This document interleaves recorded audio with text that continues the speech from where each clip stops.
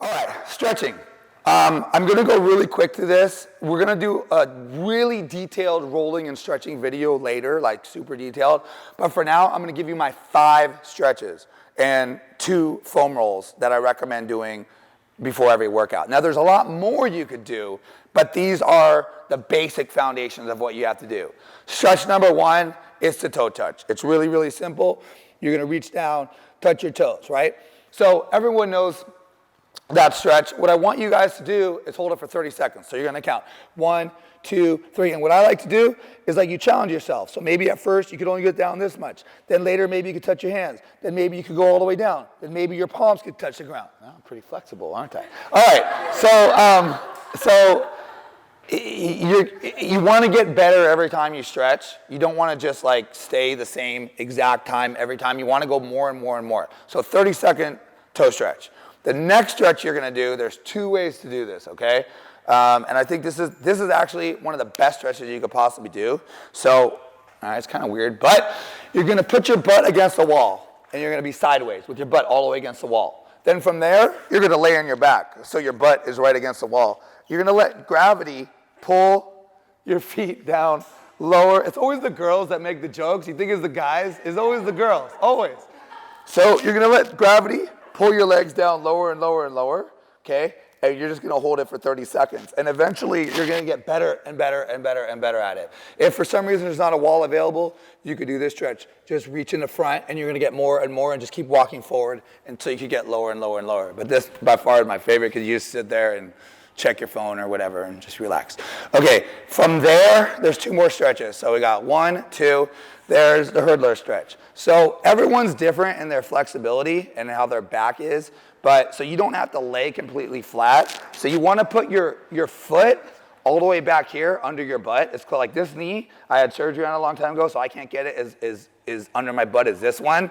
But on this foot, I could go all the way underneath right here, okay? So I'm not sitting on my heel, but my toe is under my butt, okay?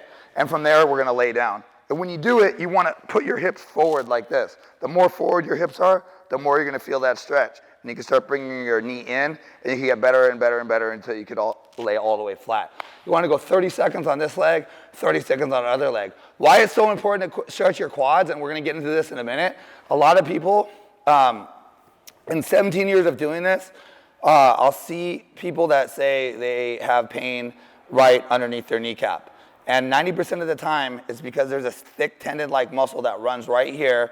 It gets tight, knotted up, and it pulls underneath your kneecap. Also, your IT band sometimes ends up pulling underneath your kneecap. So there's nothing wrong with your knees. You can ice it. You can do anything you want. But until you stretch, you get this part looser and this part looser, you're going to have this knee pain. But I'll get into that in a minute a little bit more. So that's 1, 2, 3 stretches. The next stretch is for your lower back. And what you want to do, you want to start flat, pull your leg over, and as you do that, you rotate your hips, okay? So my shoulder blades stay flat on the ground, but I'm gonna rotate my hips like I'm sticking my butt out this way, and I'm gonna bring my leg up as much as I can, and I'm gonna start twisting my body in the opposite direction. And a lot of times you'll feel a little pop right there, and that's great.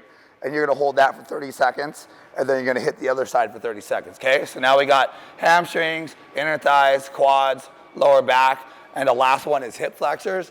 I recommend putting a mat under your knee just because it could be a little uncomfortable. But for that one, there's 2 different types of stretches you could do. One of them is this. So the leg that's down, you want to have that arm up, okay? Because this is all connected, and you're going to stretch. Your hips go forward, and you're going to lean back, okay? And you'll feel all the way from your abs all the way to your hips. But another way to do it, this is kind of a little more advanced way. It's almost like doing the splits. So you're going to have one leg forward and one leg back, and you can stretch this way as well. So you can start off with the regular hurdler stretch that I just did, and then you can transition into like a modified split. Or if you could go, I don't want to show off and do the splits right now. I'm just kidding, I can't do splits.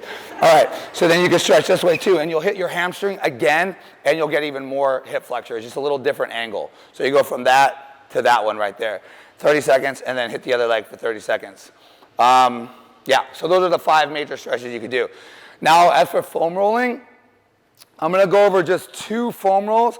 There's a bunch of different things you could do on the foam roll. Like a lot of it just has to do with sore muscles. Like you could foam roll your butt, you could foam roll your shoulders, you could foam roll like your back, your upper back. But for that, okay, let's talk about knees. So like I said, there's a thick tendon that goes right over here. It's like a tendon-like muscle, just really big. So if you do have any knee issues, what you'll do is if you start getting in here, you'll feel knots. Almost everyone will have them if it hurts behind your knee. And you're gonna start rubbing in here and you'll feel knots. And before the workout, this is called heating up the muscle. You wanna start rubbing and zeroing in on those areas and trying to work out those knots that are right above your knee. And it hurts, it sucks, and it's really painful. And it usually takes about 2 weeks of really working it before your knees start feeling a lot better. But once you do get them to that point, it usually doesn't come back. So first you're gonna get in there, massage out any knots that you find, okay, with your thumbs. And then you're gonna go with the foam roller.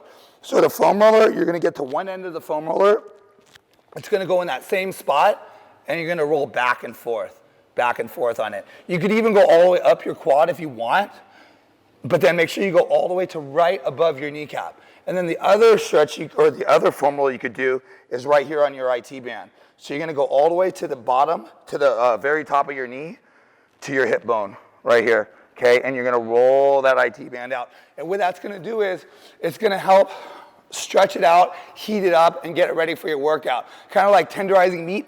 If you beat it up, it's gonna get a lot more tender. It's gonna make it so that it releases some of that tension behind your kneecap, and it's gonna really help a lot. But it's something that, you know, it's great to talk about it right now, but you actually really gotta do it, you know? And it's just gonna be a matter of you just taking a little bit of time and doing that, okay? So that's the whole stretching part.